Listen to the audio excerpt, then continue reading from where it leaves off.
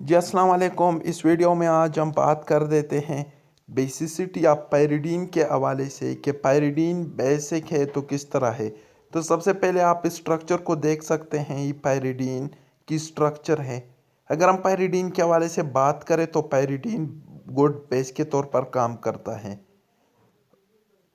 और जब हम इसके पीछे बुनियादी वजह को देखते हैं तो यहाँ पर आप स्ट्रक्चर में देख सकते हैं कि जो 3 डबल बॉन्ड होते हैं तो ये एरोमेटिसिटी में इन्वॉल्व होते हैं, लेकिन ये नाइट्रोजन के पास लोन पेयर हैं तो ये इसमें इन्वॉल्व नहीं होता।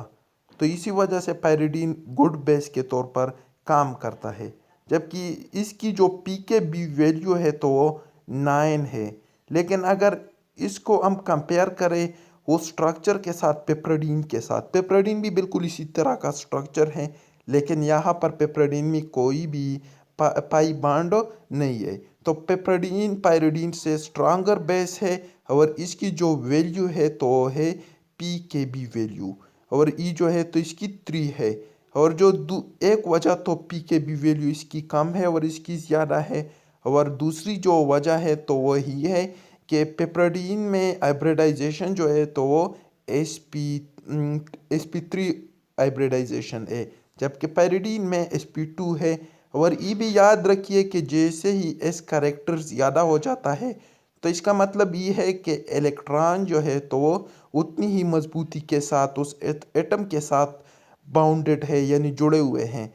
तो इसकी हाइब्रिडाइजेशन तो पिपरिडीन की sp3 है, तो यहाँ पर एस कैरेक्टर जो है तो वो कम है, मतलब इलेक्ट्रॉनों बहुत मजबूती से बाउंडेड नहीं है। लेकिन अगर पायरिडीन की को देखते हैं तो sp2 हाइब्रिडाइजेशन है, इस कैरेक्टर ज़्यादा है, तो इसी वजह से इलेक्ट्रॉन मजबूती के साथ तो जुड़े हुए हैं। तो पायरिडीन जो है तो ये इलेक्ट्रॉन इजीली नहीं देगा एज कंपेयर टू पिपरिडीन, एक वजह तो ये है। लेकिन अगर हम दूसरी इस सूरत में देखते हैं, इसको कंपेयर कर देते हैं पायरिडीन को पायरोल के साथ, तो पायरोल में हम देखते हैं कि यहाँ पर जो एरोमेटिसिटी है तो इसमें तो 2 इलेक्ट्रॉन यू हो गए, 2 यू हो गए हैं, और 2 इस नाइट्रोजन के लोन पेयर के ही जब ये तीनों इन्वॉल्व होते हैं तो अकल रूल के मुताबिक ही एरोमेटिक बन जाता है।